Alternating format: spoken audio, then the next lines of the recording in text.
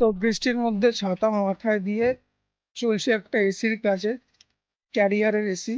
Customer বলছে এসিটা চালাচ্ছে, সঙ্গে সঙ্গে এমসি পড়ে যাচ্ছে।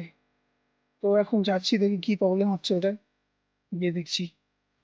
এখানে এসে এসিটা অন করছি, সঙ্গে সঙ্গে এমসি পড়ে যাচ্ছে। এখনই আমি এসির 3 পিন প্লাগটা খুললাম, খুলে ক্লাব মিটার দিয়ে চেক করলাম এবং দেখি ওটা শর্ট দেখাচ্ছে। বাইরে আউটডোরে আসলাম, আউটডোরটা খুললাম, দেখলাম কোথাও কোনো জয়েন্ট বা পুরা নেই। তখন আমার চোখটা গেল ওখানে জয়েন্ট আছে তারই, উইন্ডোর থেকে যেটা আসছে।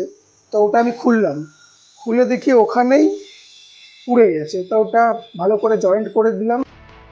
চেয়ার থেকে উঠলাম, একটু পাশে দিক ফসকে যায়, শেষ। ভালো আর